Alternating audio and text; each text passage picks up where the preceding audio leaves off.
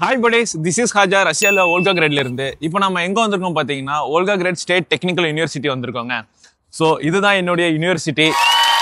இந்த யூனிவர்சிட்டியில் நீங்கள் இன்ஜினியரிங்கில் மாஸ்டர்ஸ் ஜாயின் பண்ணணும் அப்படின்னா என்ன பண்ணுறது, அதுக்கு என்னென்ன டாக்குமெண்ட்ஸ் வேணும், தென் கோர்ஸ் ஸ்ட்ரக்சர், அதனுடைய டியூரேஷன், அப்புறம் இதனோட ஹாஸ்டல் ஃபீஸ் பற்றி, தென் பார்ட் டைம் ஜாப்ஸ் பண்ணலாமா அது பற்றி. ஸோ இந்த மாதிரி எல்லா டீட்டெயில்ஸும் நான் இந்த வீடியோவில் நான் சொல்ல போகிறேன். இந்த வீடியோ ஸ்கிப் பண்ணாமல் ஃபுல்லாக பாருங்கள். இந்த வீடியோ ஃபுல்லாக பார்க்குறவங்களுக்கு இந்த வீடியோட எண்டில் ஒரு போனஸ் டிப்ஸும் சொல்லுவேன். ஓகேங்களா, வாங்க வீடியோக்குள்ளே போகலாம்.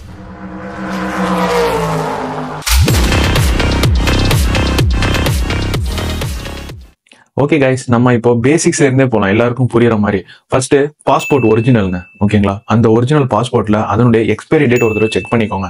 உங்களுடைய பாஸ்போர்ட்டோட எக்ஸ்பைரி டேட் 12 monthsல முடிகிற மாதிரி இருந்துச்சுன்னா அதை இந்தியாவிலேயே கொடுத்து ரினியூவல் பண்ணி புது பாஸ்போர்ட் வாங்கிட்டு அதுக்கப்புறம் அப்ளை பண்ணுங்க. ஏன்னா அதுக்கப்புறம் நீங்க ரஷ்யா வந்துட்டீங்க அப்படின்னா ஒருவேளை 12 மாசத்துக்குள்ள முடியறது உங்களுக்கு தெரியல அப்படின்ற பட்சத்துல நீங்க ரஷ்யாவின் தலைநகர் மாஸ்கோ இருக்குங்களா, அங்க நம்மளோட இந்தியன் எம்பசி இருக்கு.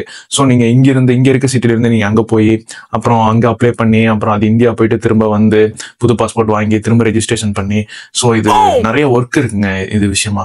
அதனால நீங்க பெட்டர் இந்தியாவில இருக்கும் போதே நீங்க அந்த பாஸ்போர்ட்டை செக் பண்ணி ரினியூவல் பண்ற மாதிரி இருந்தா பண்ணி அப்புறம் அந்த ஒரிஜினல் பாஸ்போர்ட்டை எடுத்து வச்சுக்கோங்க. ஓகேங்களா, இப்போ பாஸ்போர்ட் முடிஞ்சிருச்சு. அண்ட் தென் இப்போ உங்களுடைய காலேஜ் சர்டிபிகேட்ஸ், பேச்சுலர்ஸ் முடிச்சிருப்பீங்க, 10th 12th முடிச்சிருப்பீங்க. ஸோ இந்த ஒரிஜினல் சர்டிபிகேட்ஸ் எல்லாத்தையும் ஒரு தடவை அட்டஸ்டேஷன் பண்ணிக்கோங்க. அட்டஸ்டேஷன் பண்ணிட்டு கையோட அப்போஸ்டைலும் பண்ணிருங்க. இது வந்து அட்டஸ்டேஷனுங்க. ஓகேங்களா, இது வந்து அப்போஸ்டைல். ஸோ அப்போஸ்டைல் வந்து டெல்லிக்கு அனுப்பிட்டு பண்ணுவாங்க. ஸோ ரெண்டையும் கையோட பண்ணிடுங்க. இதோட டாக்குமெண்ட் ப்ரிப்பரேஷன் முடிஞ்சிருச்சுங்க. ஓகே buddies, இப்போ நம்ம டாக்குமெண்ட் ப்ரிப்பரேஷன் பத்தி பார்த்தாச்சு. இப்போ நெக்ஸ்ட் கோர்ஸ் ஸ்ட்ரக்சர் பார்க்க போறோம். கோர்ஸ் ஸ்ட்ரக்சர் பார்த்தீங்கன்னா ரஷ்யாவில் மாஸ்டர்ஸ்க்கு மொத்தம் 3 வருஷம் வருங்க. ஃபர்ஸ்ட் இயர் ரஷ்யன் லாங்குவேஜ், அதாவது 1 year நீங்க ரஷ்யன் லாங்குவேஜ் படிக்கிற மாதிரி இருக்கும். ஸோ நீங்க ரஷ்யன் லாங்குவேஜ் கம்ப்ளீட் பண்ணிட்டு அதுக்கப்புறம் ரஷ்யன் மீடியத்திலேயே தான் நீங்க மாஸ்டர்ஸ் கண்டினியூ பண்ற மாதிரி இருக்கும். அதுக்காக 1 year நீங்க இங்க ஃபவுண்டேஷன் கோர்ஸ்னு சொல்லுவாங்க, அதாவது லாங்குவேஜ் கோர்ஸை எல்லா இன்டர்நேஷனல் ஸ்டூடெண்ட்ஸும் அந்த ஃபர்ஸ்ட் இயர் லாங்குவேஜ் படிச்சே ஆகணும் ரஷ்யன்ல. ஏன்னா அது கத்துக்கிட்டீங்கன்னா தான் அடுத்து மாஸ்டர்ஸ் நம்ம கண்டினியூ பண்ண முடியுங்க. ரஷ்யன் லாங்குவேஜ் ஏன் இம்பார்ட்டன்ட் அப்படின்னா ரஷ்யாவில் வந்து செகண்டரி லாங்குவேஜ்னு ஒன்று கிடையாதுங்க. ஃபுல்லாக ரஷ்யன் மட்டும் தான். நீங்கள் எங்கே போனாலும் ரஷ்யாக்குள்ள ரஷ்யன் லாங்குவேஜ் மட்டும் தான் இருக்கும். இந்தியாலாம் பார்த்தீங்கன்னா இப்போ செகண்டரி லாங்குவேஜ் இங்கிலீஷ்லாம் நம்ம யூஸ் பண்ணிக்கிறோம்ல, அந்த மாதிரி இங்கே கிடையாதுங்க. ஸோ நீங்கள் எவ்வளோ ரஷ்யன் லாங்குவேஜ் கற்றுக்குறீங்களோ அவ்வளோக்கு நீங்கள் ஃபியூச்சரில் செட்டில் ஆக முடியும் இங்கே ரஷ்யாலேயே.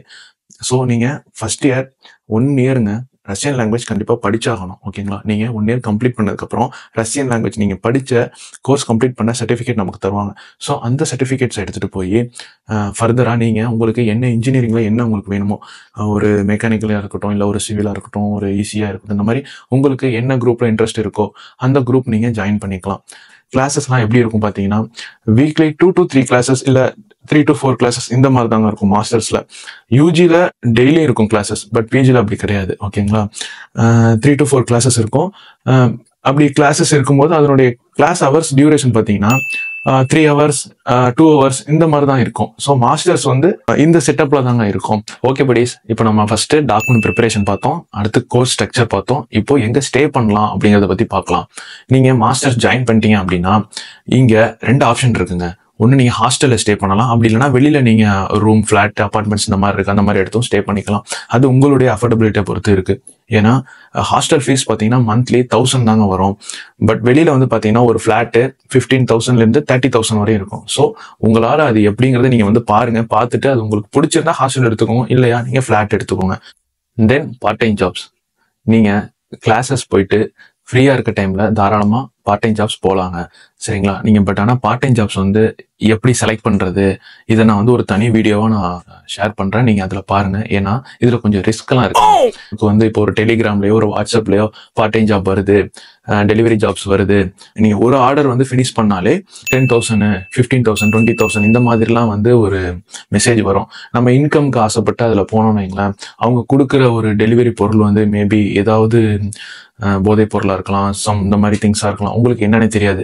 அந்த மாதிரி டைம்ல போலீஸ் பிடிச்சாங்க அப்படின்னா உங்களுக்கு 10 வருஷத்துல 15 வருஷம் வந்து ஜெயில் தண்டனை கொடுப்பாங்க. ஸோ அதனால ஜாப்ஸ் வந்து பார்த்தீங்கன்னா ஒரு KFC, மெக்டி, restaurants, food delivery, so இந்த மாதிரியான ஒரு ஜாப்ஸ் வந்து நம்ம போய்க்கிறது நமக்கு சேஃபுங்க. ஸோ நான் வந்து அதுக்கான வெப்சைட்ஸ், அதை வந்து எப்படி அந்த பார்ட் டைம் ஜாப்ஸ் வந்து வாங்குறது, அந்த மாதிரி ஃபுட் டெலிவரி அதெல்லாம் எப்படி ஜாயின் பண்றது அப்படிங்கிறத நான் தனியாக ஒரு வீடியோ போடுறேன். நம்ம சேனலை மறக்காம சப்ஸ்கிரைப் பண்ணி வச்சுக்கோங்க. ஓகேங்களா? ஓகே buddies, ஃபைனலி நம்ம வீடியோட எண்டுக்கு வந்தாச்சு. இதுவரை வீடியோ பார்த்தவங்களுக்காக நான் ஒரு போனஸ் டிப்ஸ் சொல்ல போறேங்க. அதாவது இங்கே மாஸ்டர் ஜாயின் பண்ணீங்கல்ல, ஜாயின் பண்ணவங்க நீங்கள் கிளாஸ் போக ஆரம்பிச்சிட்டிங்க அப்படின்னா உங்களால் டிஆர்பி அப்ளை பண்ண முடியும். TRP means temporary residence permit. நீங்கள் அதை அப்ளை பண்ணீங்கன்னா எந்த ஒர்க் வேணாலும் இங்கே நீங்கள் பண்ணிக்க முடியும். அந்த டிஆர்பியை நீங்கள் காலேஜ் முடித்து, கிராஜுவேஷன் முடித்து நீங்கள் காலேஜை விட்டு வெளில வரும்போது பிஆராக கன்வெர்ட் பண்ண முடியுங்க.